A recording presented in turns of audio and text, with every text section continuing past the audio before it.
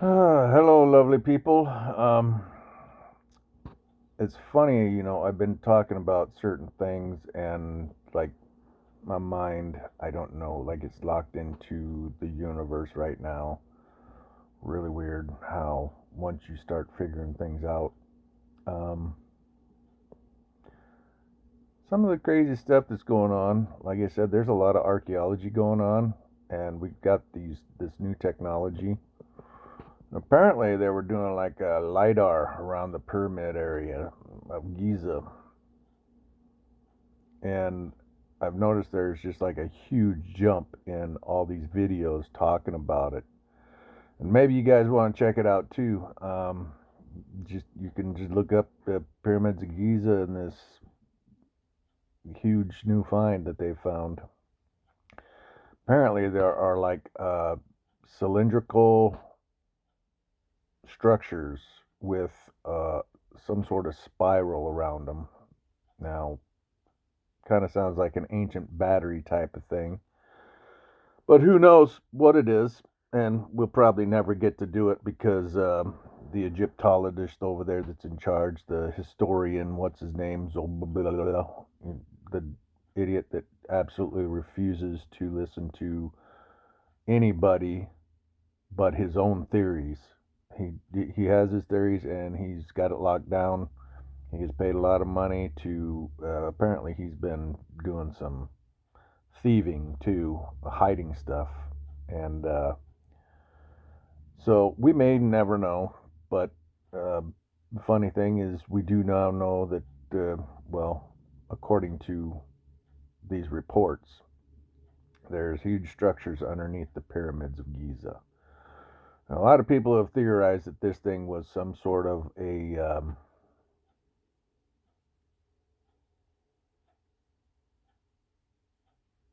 well, basically, God, my brain cannot think sometimes, but a power plant, and it was used to create power. And there was a lot of scientists that were like, this looks like this could actually work like a power plant. Now, the sarcophagus, which isn't a sarcophagus, they say it's a sarcophagus, but it's not.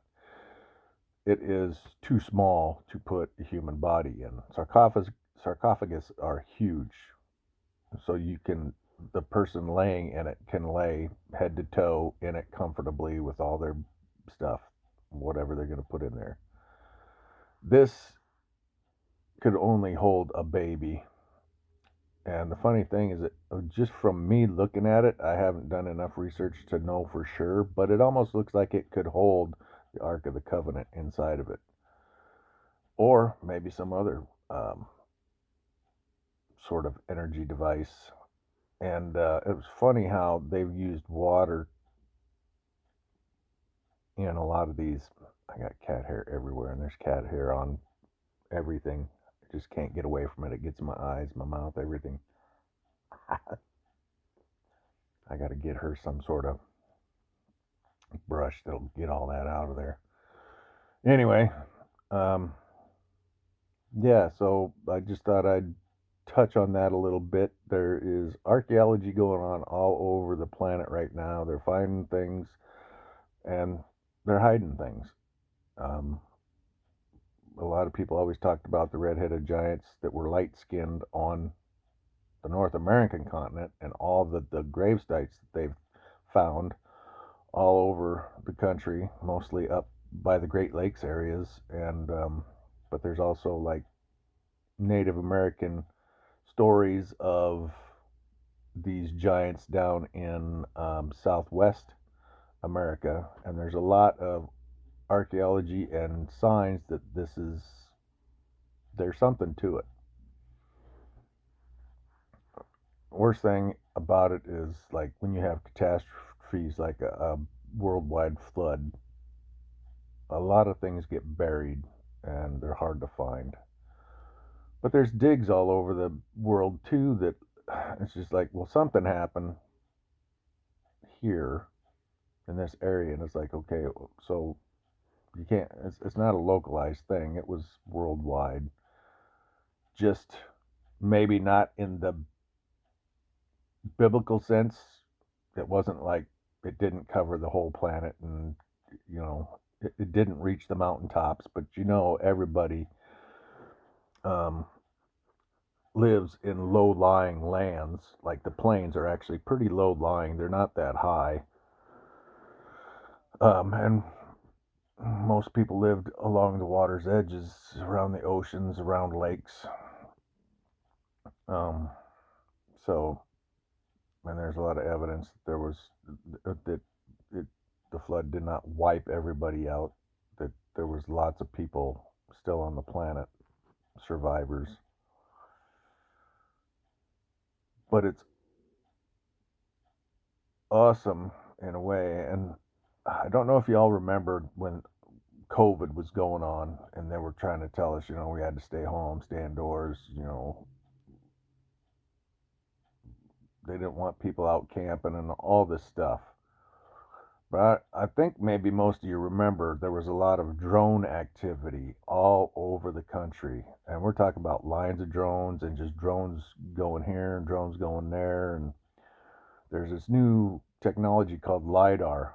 They can actually find lots of stuff underneath the ground. It's like ground penetrating radar. And I know that after that, they talked about how they had found this highly sought after mineral. It was somewhere near Omaha, and they said it was big, like it could be $1 million project. But that before they could only find this stuff in Russia and China, and so I think there was a big thing to try to find this over here, and they did. But it also wouldn't surprise me if they found other things, like places where there's high concentrations of maybe bones that have been buried,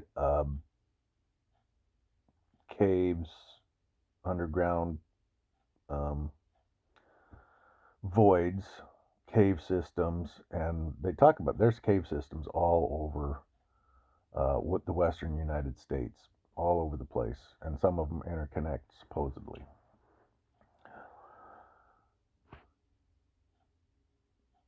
It's it's interesting. It's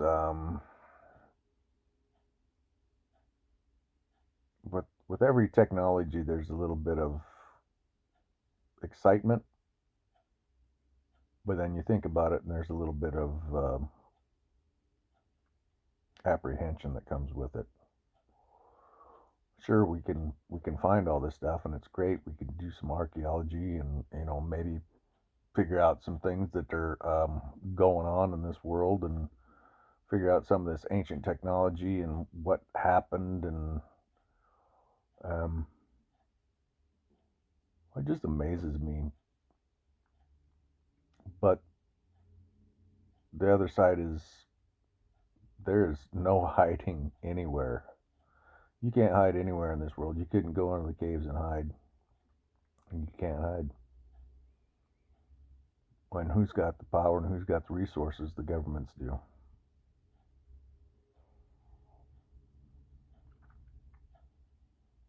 This is the other thing that bothers me is they're going to find it first. It used to be people would just find it, or you'd have people who would read treasure maps or anything like that, and they would find some of this stuff because they were curious, and they spent their time and their money on it. Now the governments have a huge reason to find this stuff and take control of it.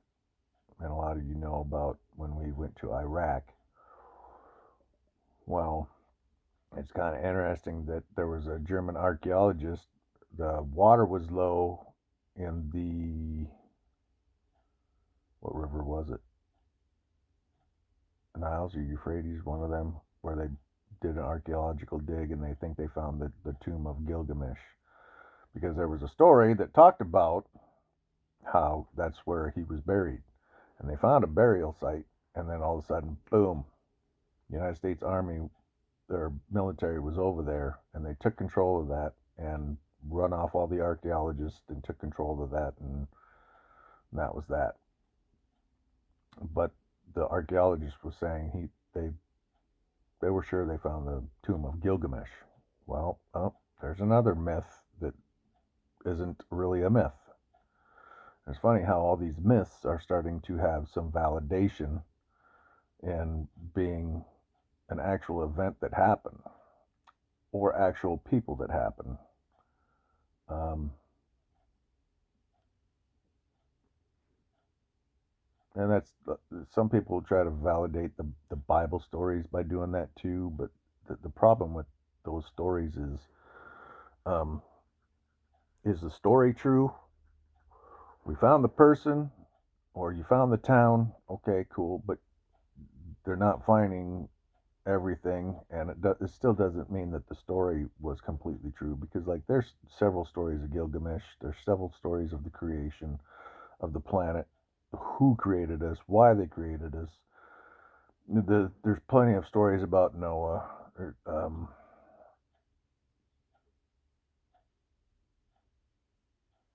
I guess I'm kind of getting off, but you know what I mean. But it would be nice if we could actually have secured archaeological digs that are very important. I mean, some of the most important cities are sitting there and people are just looting them. They're not protected. The oldest city, as far as we know, historical wise, civilization, it's being ransacked. It's people are just pulling stuff out of there. I think they dug there. They had an archaeological dig there in the 1800s. It's where they got a lot of these clay tablets that I talked about. But there's still a whole bunch of stuff there, artifacts with writing on it, and it's like, why they're not important? I mean, how do you know? Did you read them? No, because they didn't figure out the Sumerian cuneiform writing system. They didn't decipher that for until a lot later. So why didn't they go back and get some of them artifacts? Yeah, I don't know. But there are entities out there, powerful and rich entities out there, that do not want us to know. They're hiding stuff. The Roman Catholic Church, the Vatican, they hide stuff. Um, there's stories about what's it called? The big museum. Starts with an S, I think. Why can't I think of it right now? Anyway, supposedly they're hiding stuff, like all these, like, and I don't know if I believe this story about them taking all these bones out and throwing them in the ocean, but supposedly all these grave sites of these um, giant giants, and some of them, it sounds weird. It's like when I think of giants, I think of something that's like double the size of human beings. But they say no, anything over 6'5" is considered a giant. Well, that could be a regular human being, and I've also heard of stories of some Native Americans that were very, very, very tall. We're talking about 7 foot or around about there. Um, Lots of crazy stories, but I thought I'd just throw that out there, about the pyramids discovery, and things just keep coming out. It'd be interesting to see where this goes, and the problem is, like, Göbekli Tepe is like, that's site is almost as old as me, but that's what they're talking about right now. They're not talking about the new archaeological digs because they don't want anybody to know about it. They want to be able to dig them up and see what's there, and then see what we want to hide from the people. And that's the problem. Love y'all. See you in the next one.